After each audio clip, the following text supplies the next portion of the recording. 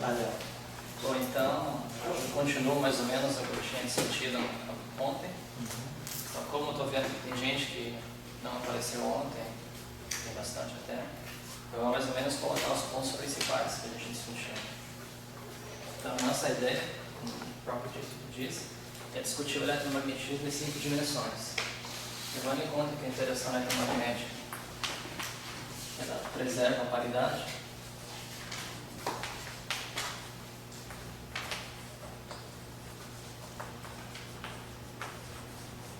a gente discutiu a questão de férmio massivo,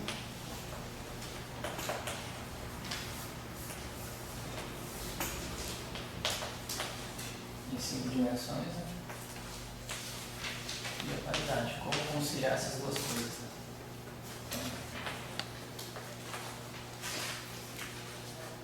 E a paridade. Paridade em 5, como sendo x0' igual a x0, as coordenadas espaciais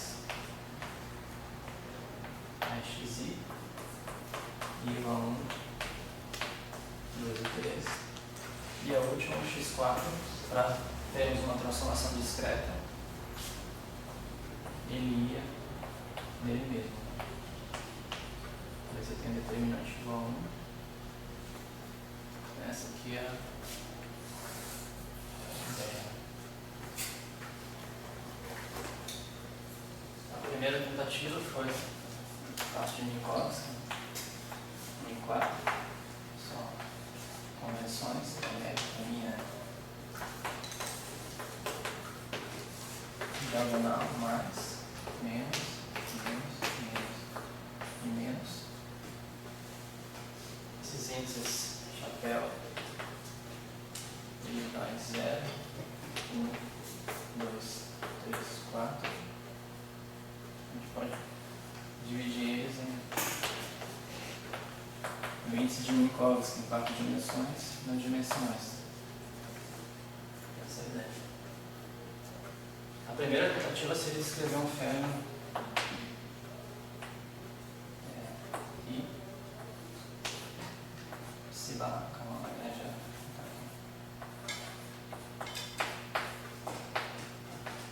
aqui. I se barrado e o emitido M psi menos M psi barrado psi. O gama mi em 5 dimensões, a nossa conversão era sendo o gama mi em 4, se esses índices for igual a mi, e na dimensão extra seria o gama 4 teu, vou colocar assim, e gama 5 sin x igual a 4. Isso satisfaz a álgebra de Clifford, 5 dimensões.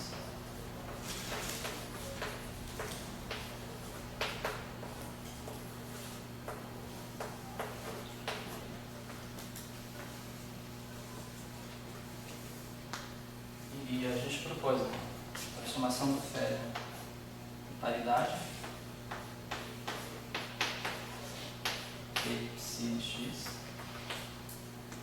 E o que a gente verificou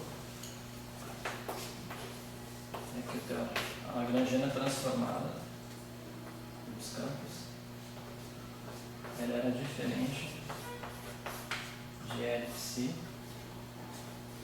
C, a massa era diferente de 0. Em outras palavras, a massa quebrou a simetria de paridade. Então, como se a gente imagina que a interação eletromagnética tem a paridade, esse não seria uma boa, de início já não seria bom para os nossos propósitos. A solução que a gente deu para isso foi a duplicar a representação. Então, que a gente colocava nesse aqui, o spinor é um spinor de 4 linhas. Então, a gente vai propor interessante observar, né, Léo? Só assim, sem atrapalhar assim, mas que se a gente está em dimensão par, a gente tem férmio quiral. Aí férmio quiral não tem massa é zero. Então, justamente isso quebra a paridade, né? Então, férmios quirais em dimensões pares quebram a paridade. E se você vai para a dimensão ímpar, você não tem férmio quiral, você tem férmio tipo Dirac. Mas aí quem quebra a paridade é a massa. Então, tem uma dicotomia aí que é interessante. Não sei se é mera coincidência, eu nunca pensei muito sobre isso, mas é para se observar que nas dimensões pares a falta de massa quebra a paridade, nas dimensões ímpares a massa quebra a paridade. D igual a 3 também. D igual a 3 acontece a mesma coisa. Continuando aqui, a nossa ideia é duplicar a representação. Então agora eu defini um psi maiúsculo como sendo um psi e um psi, onde esses dois aqui são espinores 4 por 1. Então aqui esse aqui seria espinor 8 por 1. E a gente definia a Lagrangiana maiúscula de maneira muito parecida com isso daqui.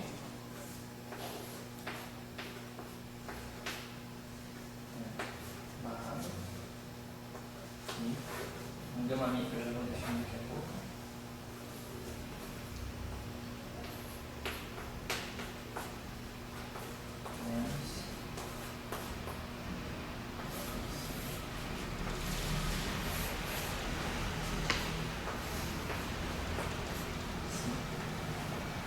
Esse gama mi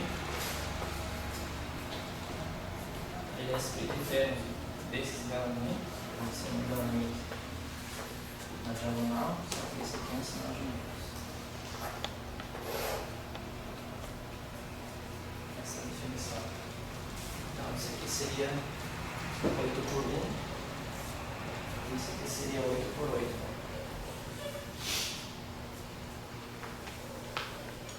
Esse barrado aqui,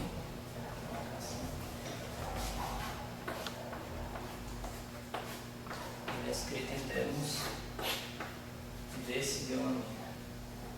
Em analogia com o que é feito no outro caso.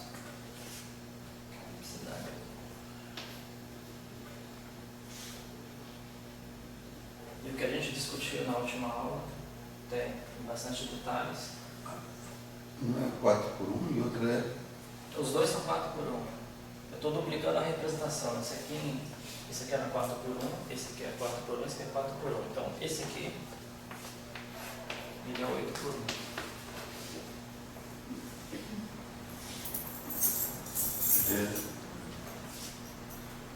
Eu fiz 4 dimensões e tinha 4 por 1. Agora vai para 8.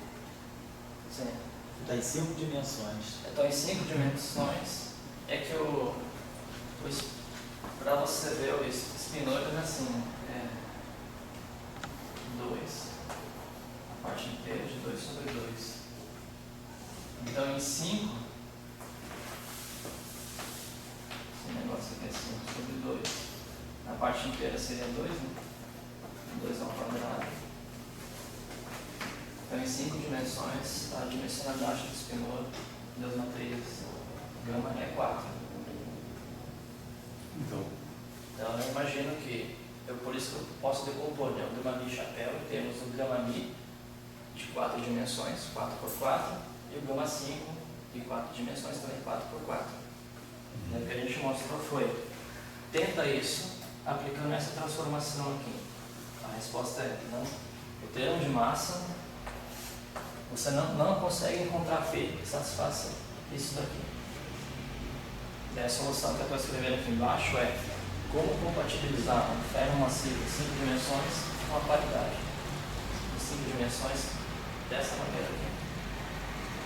Então é basicamente o que o Léo está mostrando, é que em 5 dimensões, se você tiver um ferro massivo, você quebra a paridade. Então aquela proposta que ele está colocando lá, de você duplicar a representação espinorial, então para você ter um ferro massivo em 5 dimensões, que não quebre a paridade, você precisa necessariamente trabalhar com um dublete de férmions. Só acoplando 2 férmions você consegue chegar a uma situação em que a massa fermiônica não quebra a paridade. Ele vai mostrar em mais detalhes agora, só como é que fica o lagrangiano. Né?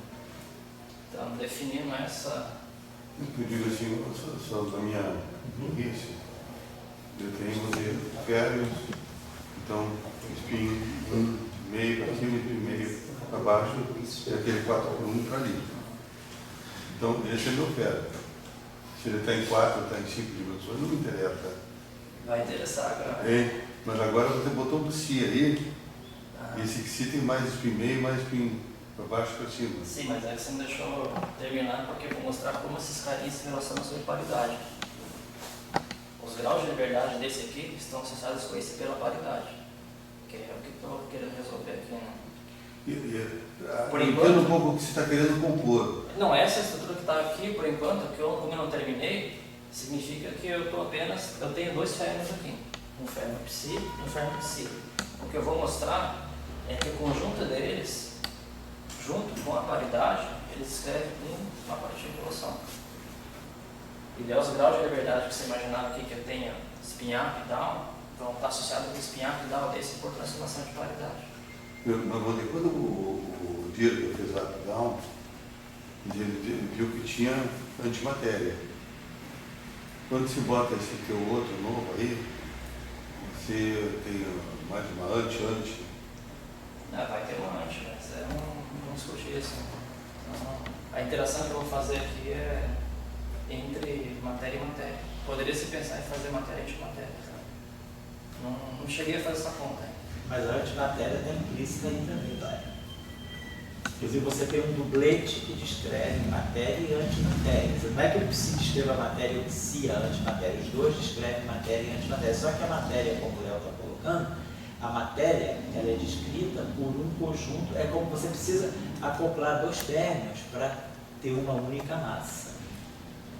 É como você planar na formulação das teorias de gate estendidas, né? Você introduz 2 potenciais de gate para gerar aquela massa. Né? Aqui você precisa acoplar 2 férmions para poder ter massa sem quebrar a paridade. A questão é, você poderia falar, mas eu boto massa, não tem problema. Mas aí, como a interação que quer se descrever é eletromagnética, você espera que você preserve a paridade. E aí você precisa... Mas eu te pergunto o seguinte, vocês comparando isso que você tinha 2 campos de gauge para botar massa. Isso. Então você tem 2 campos de gauge, um fóton massivo. Isso. Agora, aí você tinha um psi, que era o elétron, e o antielétron. Isso, psi E é e você tem o psi, que é o quê? Mas o que o Léo está dizendo é que o QC não está acrescentando grau de liberdade novo. É um férmio e um antiférmio, mas o que o Léo está colocando é justamente que a transformação de paridade, ela relaciona esses 2 objetos. Esses 2 objetos não são tão soltos assim, porque a transformação de paridade vai relacionar. Deixa o Léo mostrar primeiro, que aí a gente volta à discussão, que eu acho que pode ajudar. Bom, então essa é a lagrangiana que eu tinha proposto. Né? Esse é o Gami. Esse temos esse Gami. Então isso aqui é a paridade que a gente coloca aqui. Seria esse dxzinho igual a 0 P 0 C. Em outras palavras, se você escrever o teu psi em termos de psi minúsculo aqui, a paridade faz o seguinte, né? Pega o psi minúsculo e manda em psi. Pega o psi e manda em psi. Então é nesse sentido que a gente está colocando que, apesar de eu duplicar a representação, a paridade está unindo essas 2 componentes aqui. Então não é que eu estou tendo dois férmions aqui. O que eu tenho são graus de liberdade unidos pela paridade. Mas o que a gente mostrou é que, vou colocar aqui,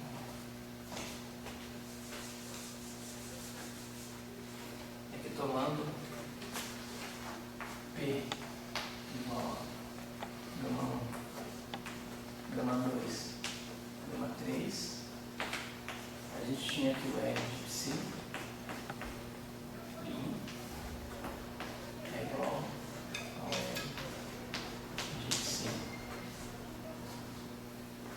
esse termo aqui, se eu escrever ele em termos do psi, ele é exatamente esse termo aqui, só que para os dois casos. Vamos só para esclarecer, abrir aquela lagrangiana ali. Então ficaria psi barrado e gama mi psi menos i psi barrado psi e psi barrado aqui e gama mi que mais m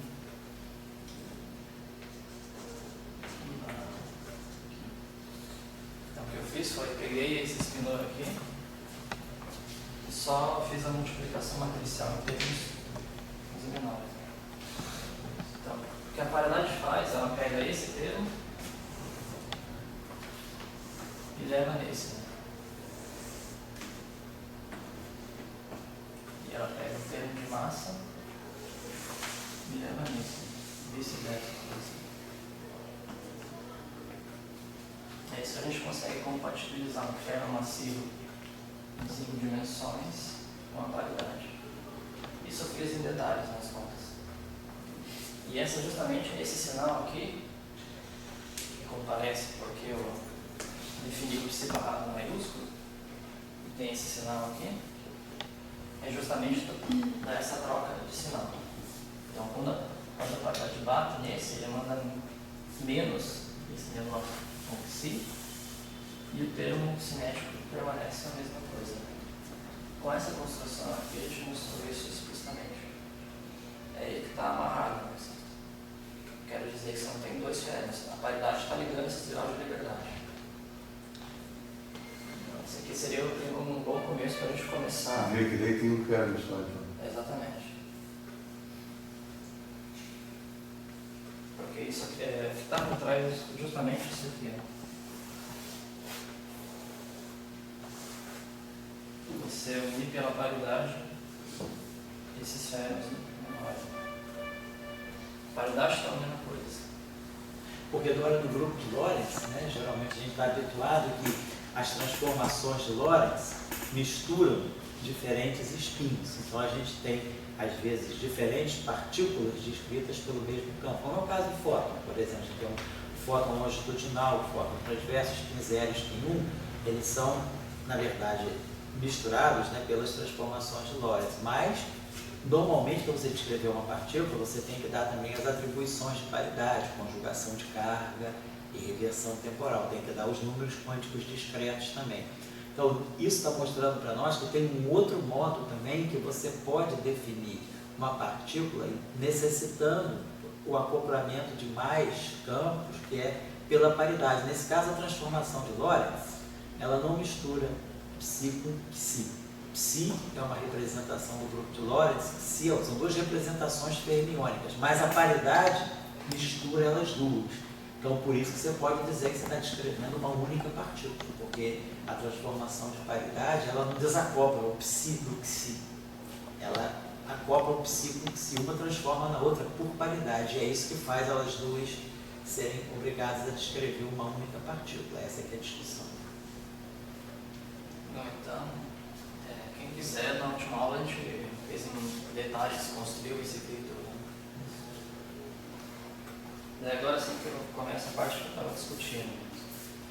A minha ideia aqui é calcular um processo que tem esse ferro.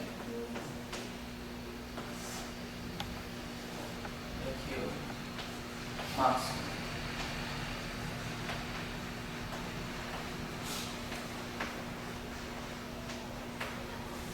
Essa é a minha ideia. São fontes, né? Esse psi que você está desenhando aí é um elétron em 5 dimensões. E esse ali é um fóton em 5 dimensões. Exato. É isso que você está querendo dizer. Esse é um dos objetivos nossos, né? Calcular isso. E a quinta dimensão é, para você, o aparecimento do psi junto, que vem junto. Não, a quinta dimensão é isso aqui, né? Mas o fato vai carregar esses índices aqui, né? Quando vai ter a dimensão extra, eu vou ter que ter um gama 5 na jogada das interações. E a minha ideia é descrever eletromagnetismo, supondo que é uma interação que em 5 dimensões preserva a paridade, ou preserva em 4. Então, para isso, eu sou obrigado a usar o psi maiúsculo. Essa é a primeira ideia. Para preservar a claridade, você botou aquele psi com Isso. os dois. Não é tanto a quinta dimensão que puxa o psi. É o fato de você querer invariância de paridade em 5 dimensões. Entende? A quinta dimensão está na primeira linha. Isso, tá. Eu estou deixando ver o que a simetria de paridade vai trazendo.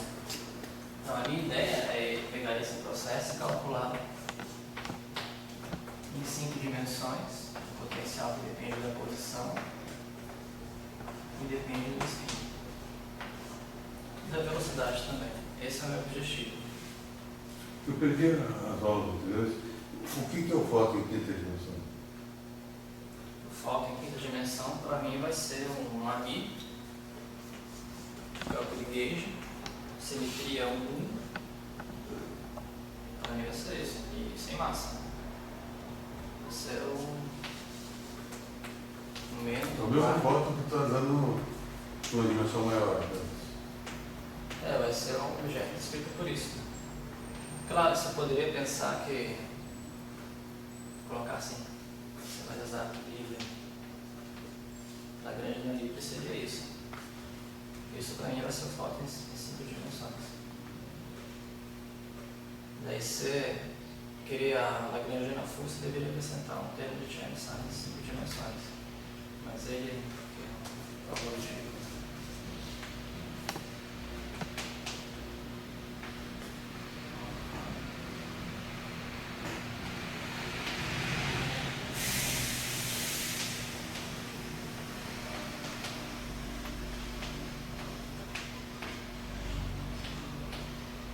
Você imaginar que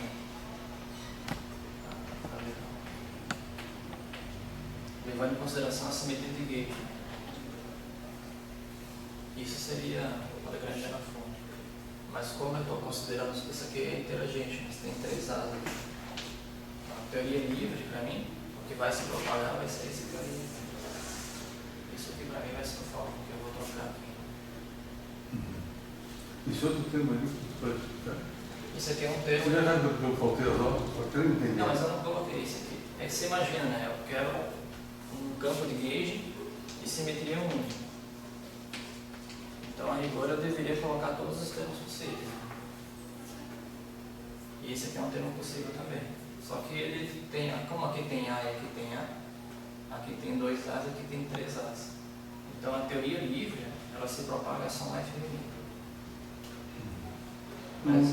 Aí entendo que você pode botar um amigo que está em quinta dimensão, né? É que esse epsilon aqui em 5 dimensões, então tem 5 índices possíveis. As contrações que eu posso fazer são essas. O Dória aí esse aí quebra um pouco esse folclore que a gente usa. Teoria Abeliana não pode ter auto-interação. Isso não é verdade. A gente vê que a eletrodinâmica em 5 dimensões ela é abeliana e o fóton pode auto-interagir.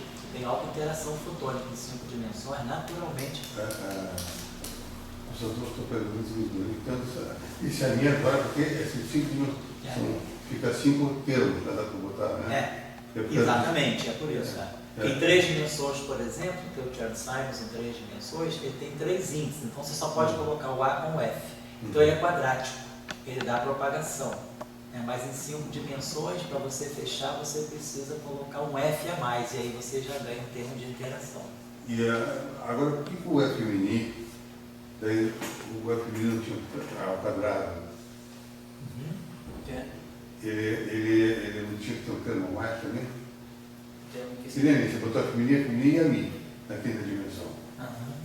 E por que a inicialista trabalhou com você igual a 4? Não entendi essa pergunta. Você está perguntando por que o teu Lagrangiano em 5 dimensões também é F mini ao quadrado? Você poderia explorar os cursos de eletromagnetismo e por simetria de teorema de Noether, por exemplo. Você pode tentar por teorema de Noether. aquela maneira que vai serve bastante. Mas aqui eu estou pensando mais no princípio de gauge. Não, eu estou falando por análise dimensional, só por isso. Eu estou querendo dizer que por análise dimensional, você colocou aquele segundo termo ali. Não somente por análise dimensional, é mais por contrações de índices. Hein? É mais por contrações de índices mesmo. Sim, mas digamos, você tem que a Lagrangiana, agora a ação é um D4 x em 5, né? Ah. Então você tem 5 termos. Então, por isso que eu entendo que você botou a minha femini, no segundo ali.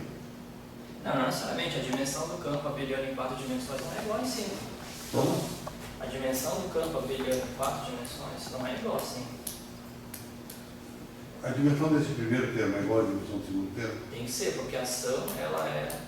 eu pegar rigor, talvez eu tenha até que colocar um termo de... Colocar um parâmetro assim, parâmetro aqui, parâmetro de dimensão de massa mesmo. que coisa é, um G aqui. É um G mesmo.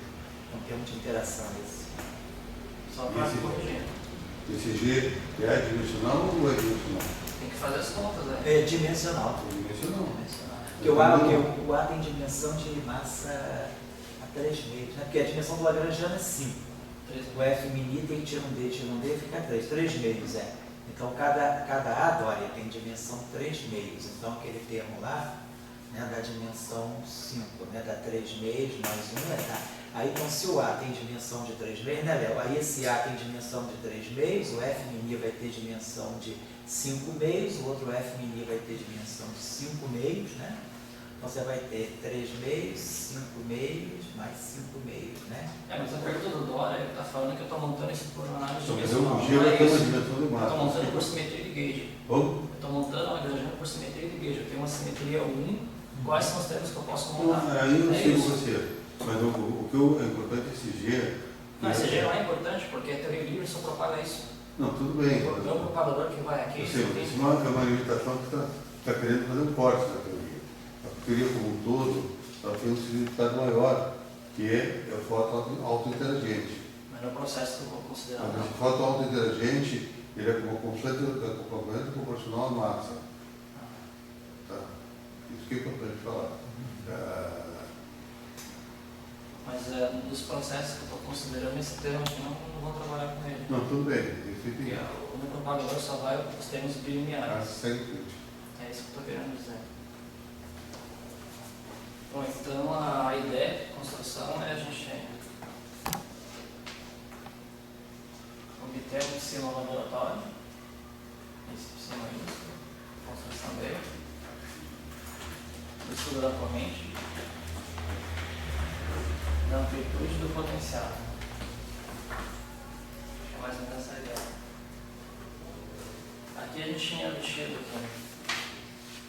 a representação de grupo.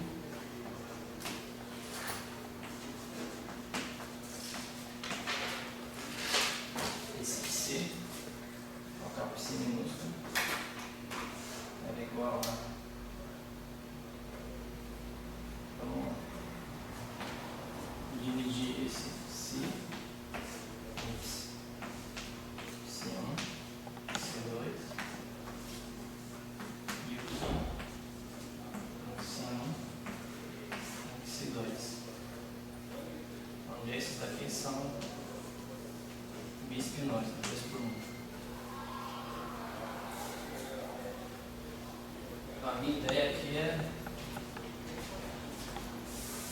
obter esse psi no laboratório, que é um diferencial, e resolver essa equação aqui.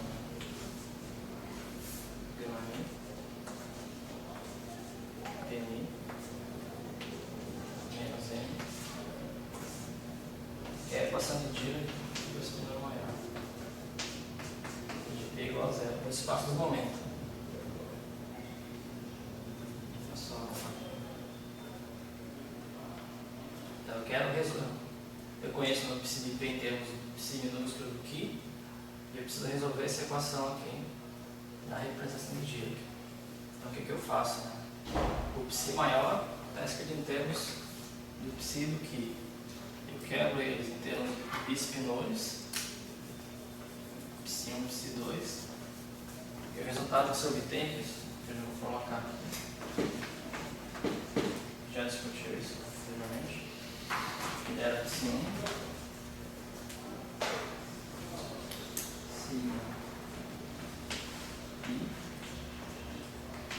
PI é mais N psi1. E aí no fator de normalização, eu ainda estou elaborando melhor como seria em 5 dimensões. Eu acho que aqui, deixa eu ver se ela consigo. Daqui, ó.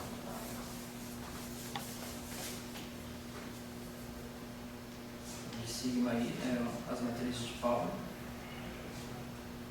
e identidade. Esse índice maiúsculo, que eu vou fazer essa notação, ele compreende os índices minúsculos I e 4, onde I é 1, 2, 3. Ou seja, todo o setor espacial. Essa aqui é a solução do psi minúsculo. O psi era sigma I e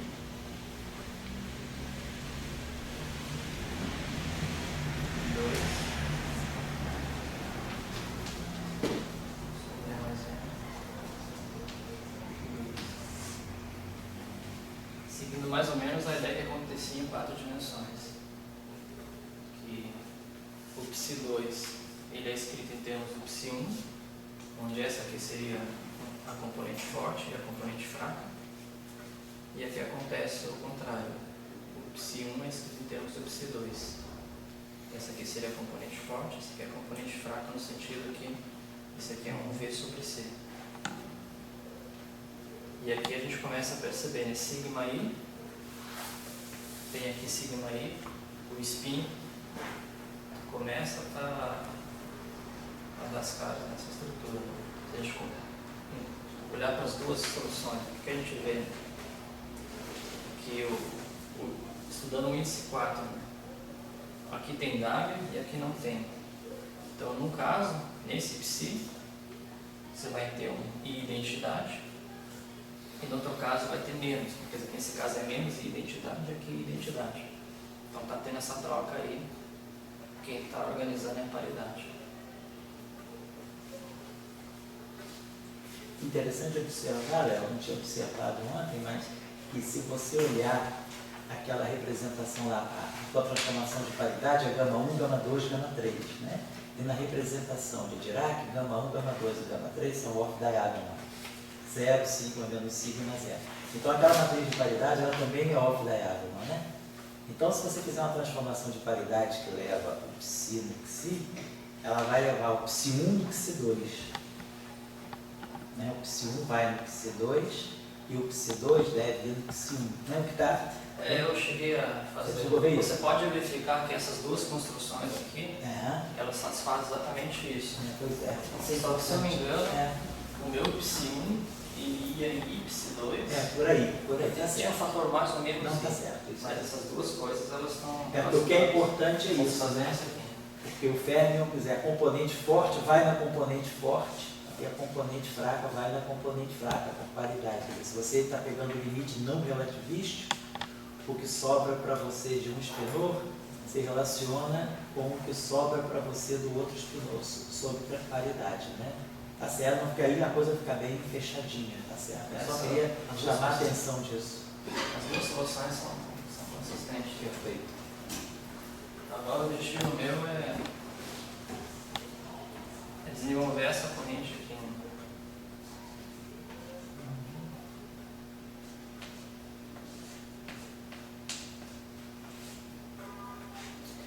Foi número acho que não isso foi Que essa corrente vai acoplar com o meu foco. Seguindo a mesma ideia do eletromagnetismo em 4 dimensões. Só que eu preciso, eu conheço meu psi barrado em termos desses dois aqui. Eu tenho uma expressão para eles aqui. É só eu abrir a componente mid-tilt igual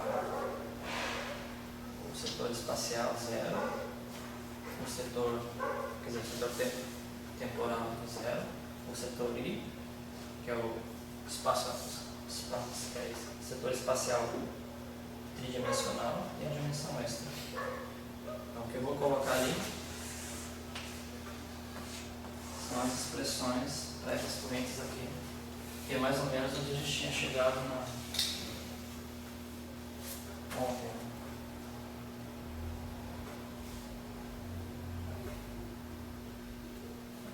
Então, agora vem uma discussão que eu tenho que antecipar.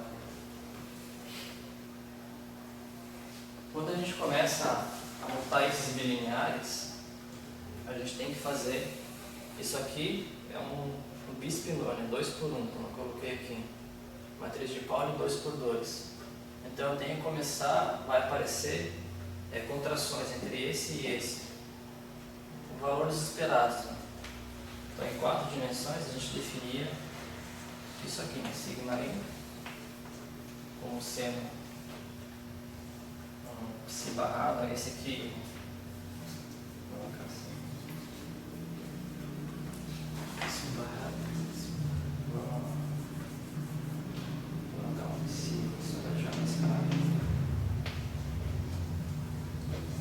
Psi W. Sigma I. Sim, a gente tem que definir esses tipos de estrutura. Porque isso aqui no final do dia é um número. Aqui é 2 por 1, 2 por 2 e 1 por 2. Então no final do dia, quando eu for montar esse tipo de estrutura, vai começar a aparecer essas questões aqui. Eu coloco um índice aqui para me referir que eu estou fazendo esse valor esperado com relação ao processual. Melhorar aqui é 2. Então quando eu colocar um psi aqui, significa esse valor esperado com referência a esses primeiros aqui. Eu preciso fazer o mesmo para o psi, né? O psi seria, aí é psi 1, da sigma I, psi 1. Esses psi 1 e psi 2 eu posso ter exatamente o 1, 0, 0, 1, é o spin up e spin down. Só que agora tem uma relação entre psi2 e psi1 pela paridade. Então não estou acrescentando um novo grau de liberdade. Está tudo conectado. Então, essas são definições necessárias. E também essa definição aqui dessas contrações. Né? Psi2 lá. Então, a variação delta pode ser 0 ou 1. Dependendo se a partícula na hora de interagir, ela trocar spin up para down, esse produto aqui seria 0. Se ela manter, seria 1. Então são só definições que eu preciso antecipar para botar os resultados. É o que a gente estava discutindo, né? Anteriormente. É que essas definições aqui, isso aqui é o natural, você pensar, você fez o cálculo em 4 dimensões, definindo coisas desse tipo, você vai definir isso também em 5, uma extensão natural. Mas o que a gente percebeu é que quando eu começar a colocar a corrente, a simetria de paridade, eu arrumo as coisas de tal maneira que a melhor definição mesmo seria você definir um S+, como sendo a soma dessas coisas, assim aqui, mais sigma I, psi, um S menos, como sendo a mesma coisa, só com uma diferença.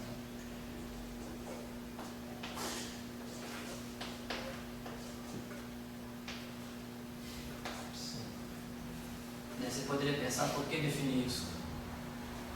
Porque sobre paridade, você tem aqui esse objeto aqui, ele vai em outro objeto.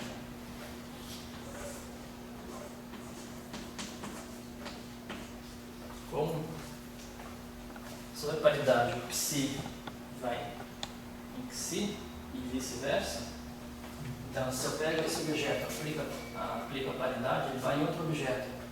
Então, isso não é uma coisa bem definida sobre paridade. A paridade dá a ideia de que definir essas coisas é natural. E o spin, poderia colocar um fator sobre 2, aqui no fundo o spin é 5 sobre 2. Esse aqui seria um valor esperado. Se a paridade aplicando isso, é nesse e vice-versa, então esse S+, ele é um objeto bem definido sobre paridade, ele vai nele mesmo. Então isso aqui, aí que está em desenvolvimento, a gente está interpretando isso como isso aqui em 5 dimensões. Vamos fazer essa combinação. Porque o spin, ele é da mesma maneira que o momento angular quarto, ele aplica a paridade, ele vai nele mesmo. E aqui é a novidade. Começa a aparecer uma outra estrutura que sob paridade está trocando de sinal. Sinal. Então isso aqui, da mesma maneira que a gente pensa escalar, pseudo-escalar, vetor, pseudo-vetor, a gente vai imaginar que isso aqui seja um pseudo-spin. O Léo, só chamando a atenção, assim, chamando a atenção, que eu estou seguindo também, né? Ontem eu não tinha percebido isso, mas aquela tua matriz de paridade, na verdade, ela vai ser a P, né, gama 1, gama 2, gama 3, ela deve ser um fator I vezes a matriz identidade, né? Então, quer dizer, por transformação de paridade, provavelmente o psiinha é um pixi e vice-versa, né? Então esses fatores se cancelam aí nessas magnetizações, entendi. Talvez seja até mais interessante a gente colocar um fator I aqui. Exato. Tá legal. No fundo, o psi2 ele vai no psi1 a menos de um fator I. Tá Mas certo. como tem um W nessas definições, cancela, exatamente. Entendi. Esse vai nesse, Tá. Então aí que a gente começa a discutir, né, o que é um ferro em 5 dimensões. Se a gente liga a paridade, tudo dá a entender que em 5 dimensões esse ferro tem um spin e tem uma outra estrutura que é um pseudo-spin. Então nosso objetivo é calcular. Isso ainda não estava claro até, então nossa questão é calcular o potencial dependendo dessas questões aqui. E um outro passo é fazer esse negócio aqui reduzir para 4. Será que você consegue alguma interação em 4 dimensões que esse negócio aqui apareça? A resposta é sim. A gente conseguiu. Quer dizer, estamos conseguindo, mas... E aí que é a novidade. Então agora eu vou colocar ali a corrente em termos para todos esses índices aqui, expresso em termos dessas definições aqui, esse mais, esse menos. E tem outra também que é o delta de si mais o delta de si, de acordo com essas. Só colocar aqui. Que é onde a gente terminar.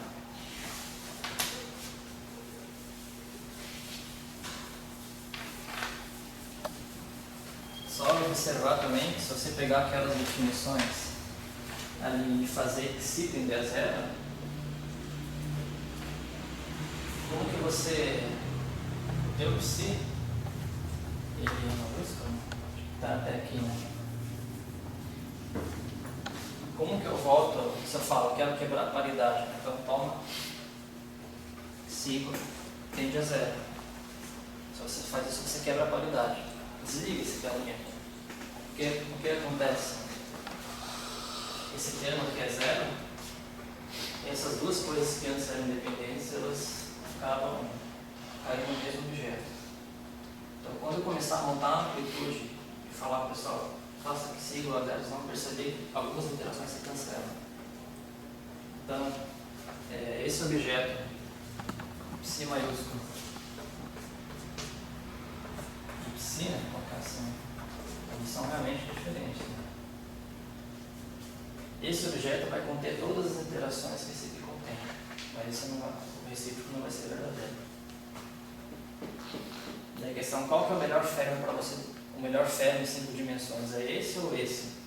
Os dois satisfazem a equação do Dirichlet, sim. Esse aqui quebra a paridade, esse não. Então, no fundo, é a paridade que você escolher se a interação preserva ou não a paridade e vai te dizer qual é a melhor descrição.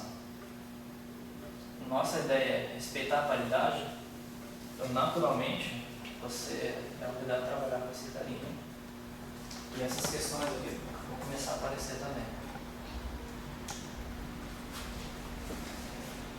É isso que até então não estava claro para a gente. A gente não tinha entendido o que era uma coisa, nem sei se entendeu agora, mas estamos caminhando para isso. Né?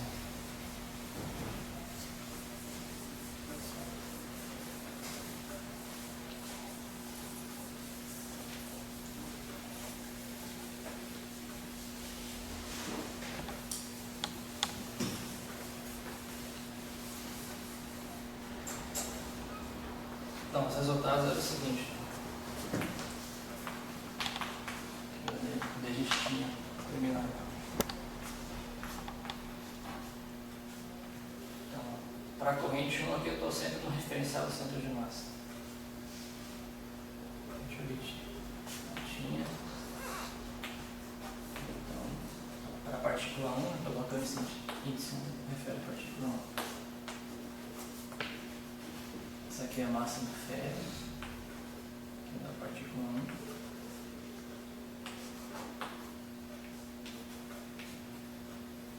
Quando eu colocar só P2 sem referência a qualquer índice, significa o P quadrado em 3 dimensões.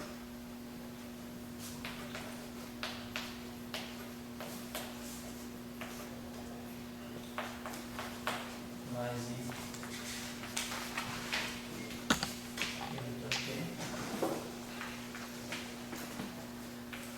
Esse aqui é uma interação típica espinhótica, no espaço do momento. E começa a aparecer outras contribuições, e agora sim começa a marcar a dimensão extra, né, que é um momento transfera.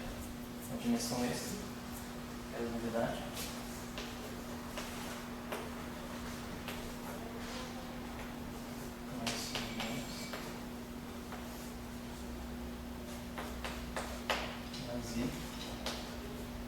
B4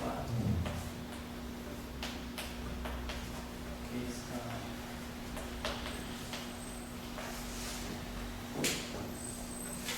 com essa última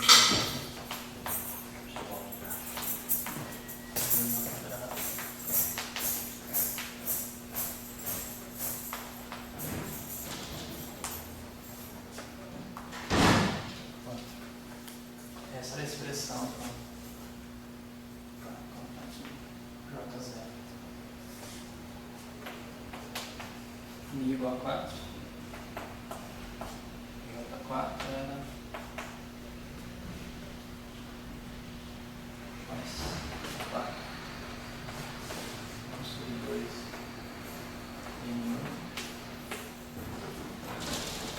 3 para esse mais P4 sobre N1. Por último, quando o I for igual ao setor espacial 3 dimensões. Você tinha razão.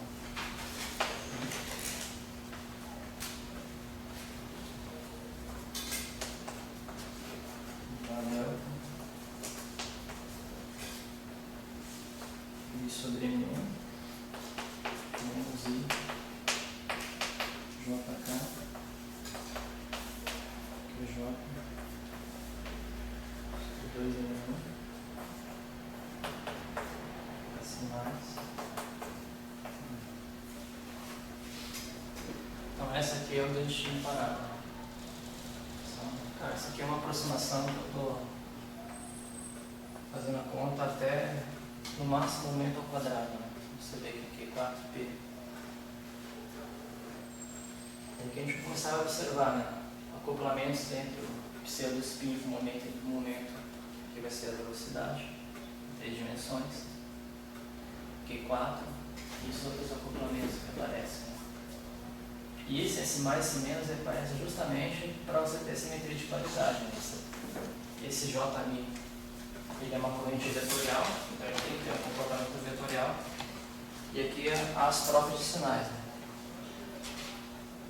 Justamente para você ter, por exemplo, J0 linha igual a J0, JI linha igual a menos JI, e J4 linha igual a J4, como a transformação do vetor contínua. Esqueci um termo.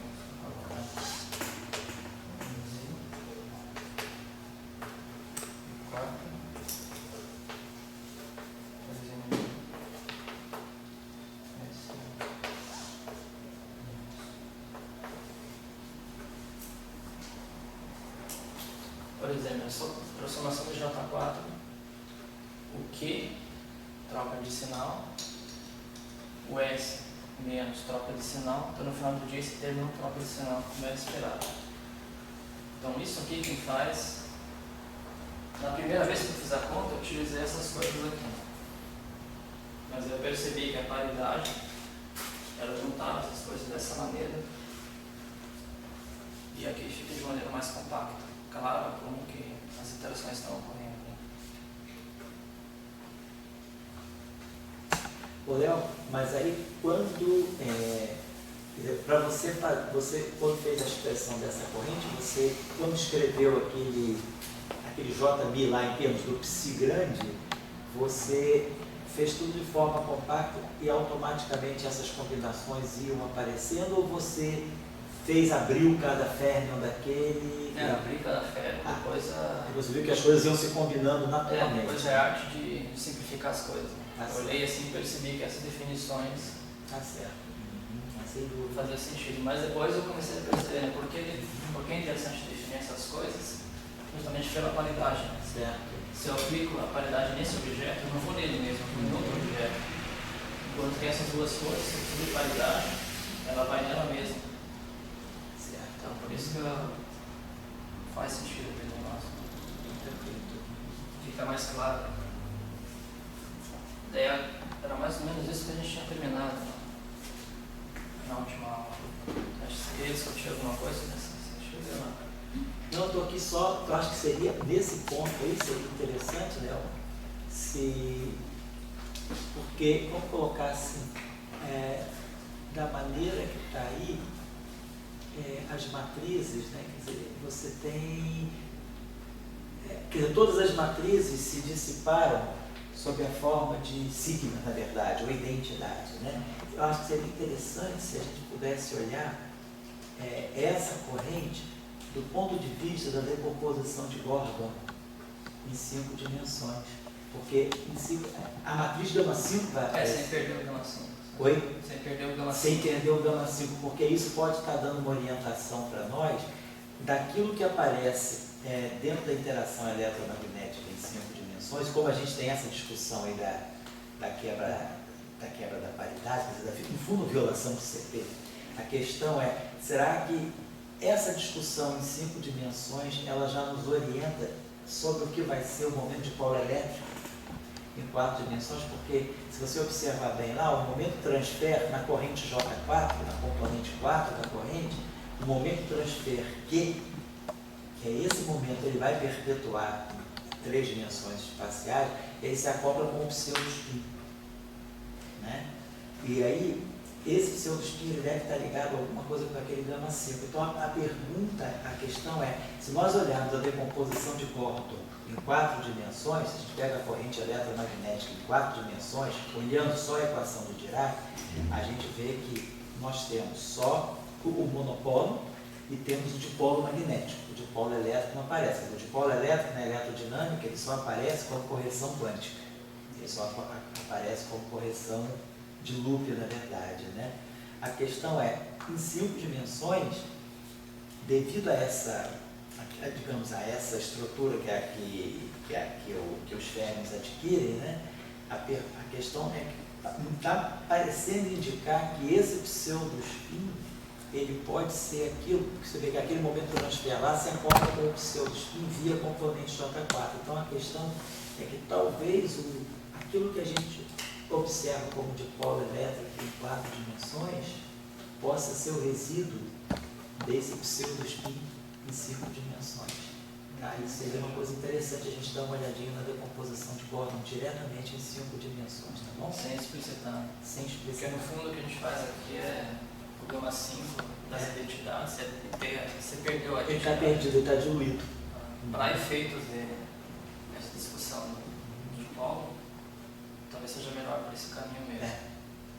Agora aqui a gente discute também a questão que se você repetir aquilo que eu fiz em 4 dimensões e comparar com aqui, fica bem separado essas questões. O que vem da dimensão extra está marcado por Q4 e P4. Certo. E esse pseudo-spin, às vezes, como aconteceu nesse caso, ele teve um acoplamento com o transfer de 3 dimensões. Isso aqui é uma coisa que eu acho que não é Aí que eu estou dizendo para vocês, isso aqui pode chegar em 4 dimensões. E, claro, abordar, discutir melhor isso, como fazer isso. Então, tendo a corrente, o próximo passo seria o cálculo da amplitude, que no fundo é J1 e o propagador.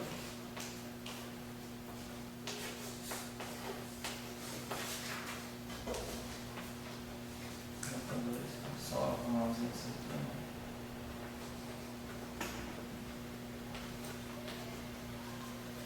Cálculo. Aqui é tudo corrente J1, mas a corrente J2 é obtida através da corrente J1, trocando os momentos. Eu pego P menos P, Q1 menos Q, então troco o índice 1 para 2. Então, conhecendo a corrente J1, só fazendo essas trocas eu obtenho a J2.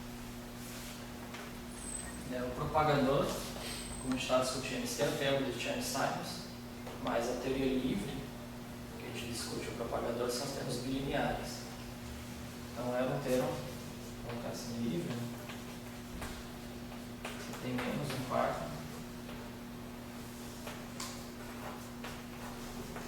e aqui 1. Então o propagador aqui é o propagador usual, no máximo.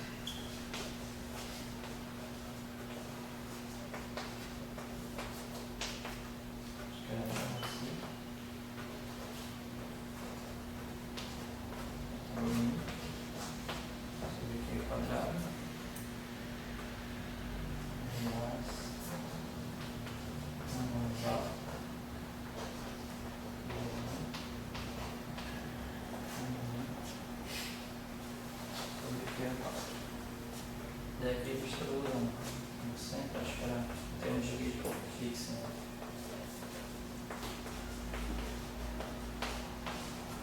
Então, tudo aquilo que os projetores, que a gente conhece em 4 dimensões, eles valem em 10 dimensões. E a gente pode, usando os mesmos procedimentos que a gente faz em curso de magnetismo, obter o propagador. Vai ter a mesma pedra. Utilizando o fato que a corrente é conservada, isso no espaço de momento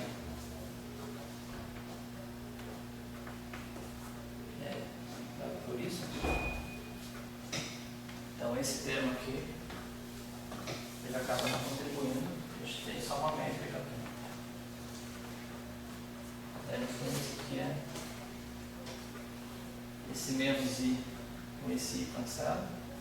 Eu tenho uma coisa do tipo J1 e J2 e sobre o quadrado. No caso, a gente está considerando espalhamento elástico, então o Q0 é igual a 0. No final do dia, isso aqui é um menos J1 J2 sobre colocar um QI em cima disso. Se todo o setor espacial. E o potencial, só colocar aqui. Essa aqui é a prescrição de campo de potencial, uma das prescrições. Ele seria menos a integral de dp4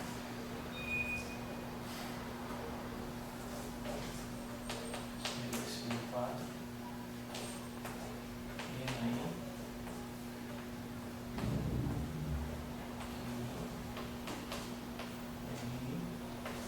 da amplitude. Então, eu conheço as correntes, eu conheço a corrente 1, conheço a corrente 2, só estou fazendo essas trocas. A amplitude é dada por essa expressão. Então é só multiplicar essas estruturas aqui e no final do dia calcular essa integral. Então, o que eu vou colocar no outro quadro agora é o desenvolvimento desse termo aqui, o resultado. Vou colocar de maneira esquemática, porque são expressões bem grandes, assim, só para a gente discutir, né? Depois eu não vou colocar a fórmula inteira do potencial, eu vou me concentrar no termo de monopolo a monopolo, para a gente começar a discutir como reduzir potencial.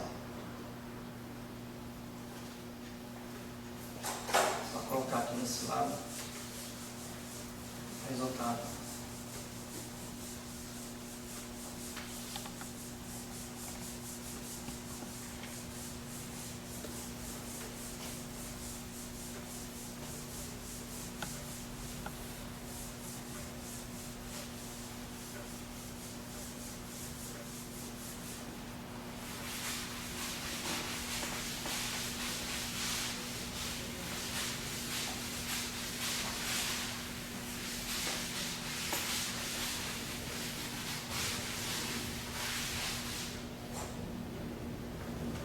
Vou colocar aqui os cálculos de J1 e J2.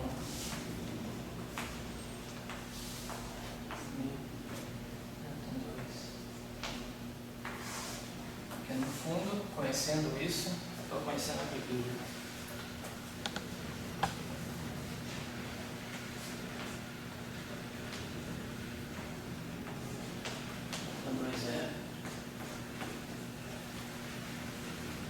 Clássico ter um delta1, delta2, vem daqui, quando você começar, troca 1 em cima com 2, o primeiro termo foi de monopolo.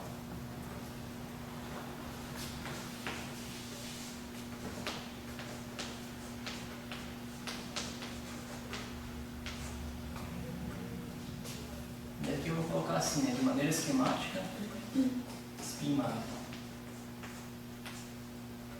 Uma expressão longa, combinações lineares, para não ficar escrevendo todas as combinações. São combinações esquemáticas, que tem a massa, essas coisas.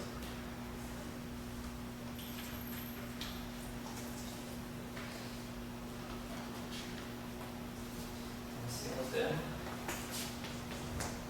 Menos e 4. E outras combinações só com os primeiros. Seria o pseudo-spin.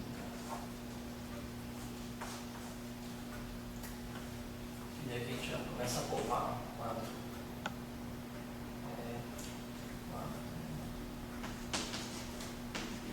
IP4. Momento transfer. Poupar.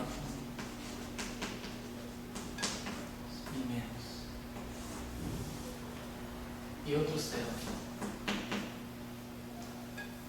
Mas acho que com isso a gente já consegue discutir bastante coisa. A contração. Qual é os outros termos que você está colocando nas reticências? São termos de ordem superior em V sobre C? Seria isso? São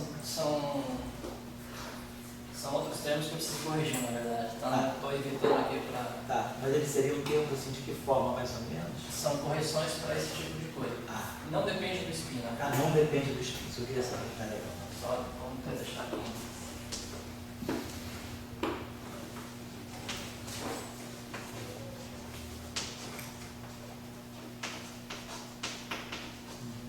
Porque meu objetivo, eu não vou chegar a fazer o cálculo, porque eu estou fazendo, né?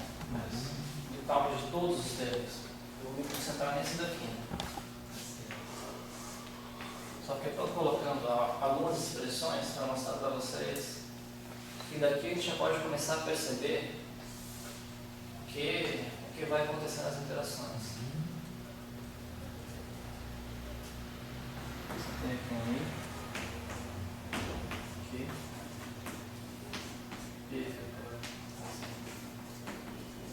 e cada caso desse aparece uma combinação diferente, envolvendo a massa da partícula 1, massa da partícula 2.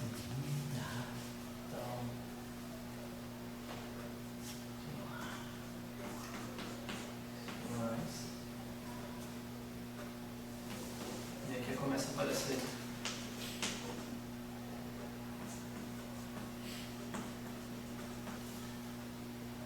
Então, em comparação com o caso de 4 dimensões, esse aqui tem bastante interação de spin.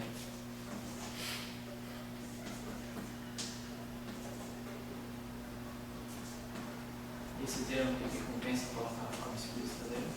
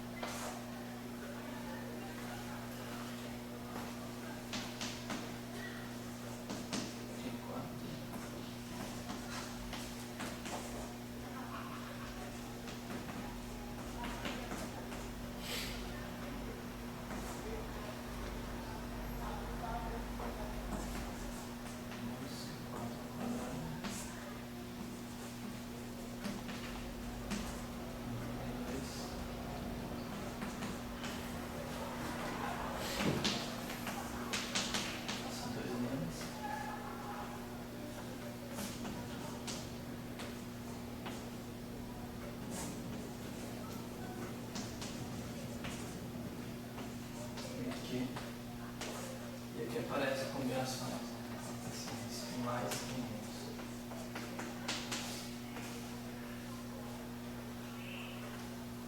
E por último, a contração envolvendo os nossos 4. Nessa só tem 3 termos.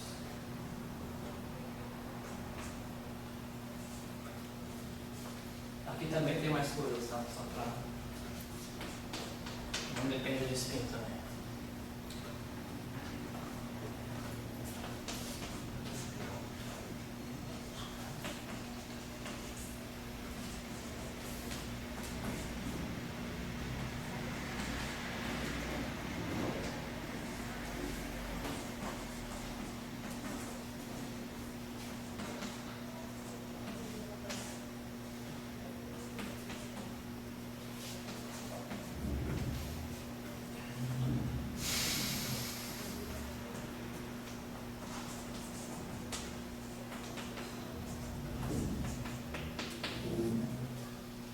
A gente pode começar a perceber aqui, né? Primeiro, interações que você...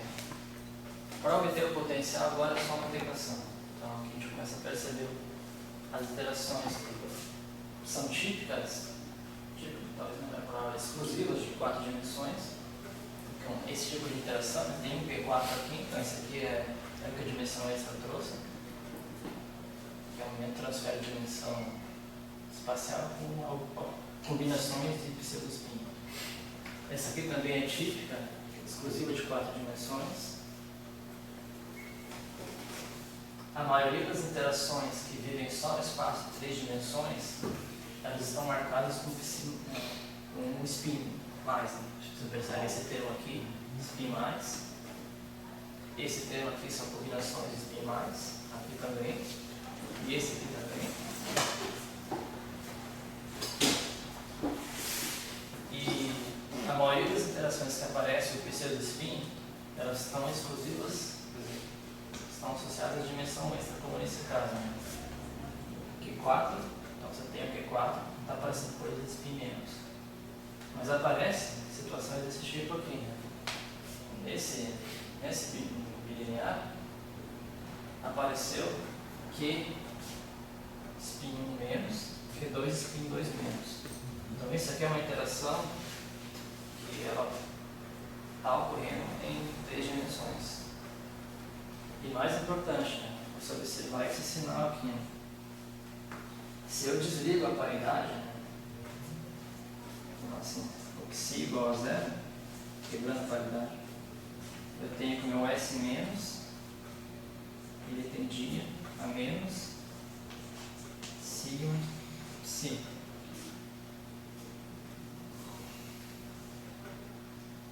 E o S mais, quer dizer, o S menos tendia mais, o S menos sigma psi. Ou seja, as duas caem no mesmo valor esperado. Só que como aqui tem um bilinear, esse sinal aqui não influencia. Então se eu pego esse termo aqui e comparo com esse termo aqui, você percebe que eles se anulam exatamente. Então se eu quebro a paridade, esse termo cancela com esse. E qual que é o impacto em 4 dimensões? Você tem um quadrupólio igual a zero. É interessante que o quadrupólio é zero se eu quebrar a paridade. Essa é a primeira consequência. Eu não fiz a conta, mas aqui a gente já consegue perceber essas questões. Outra questão, talvez interessante, é esse termo aqui. Talvez até valha a pena eu colocar a forma explícita dele. Porque essa é uma interação típica que também vai acontecer. Se você quebrar a paridade, essa interação aqui é zero.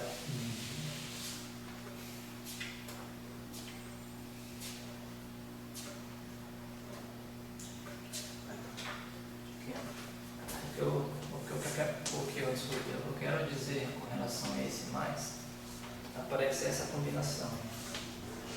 S mais, spin1, produto vetorial com S2 menos, mais S2 mais, produto vetorial com S1.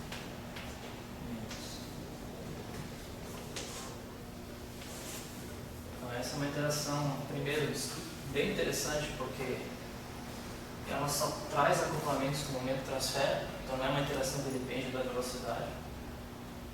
E além disso, se você quebrar a paridade, esses dois termos se cancelam.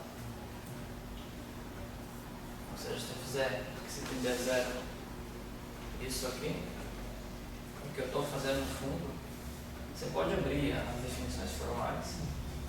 E essa questão é zero. É uma interação também que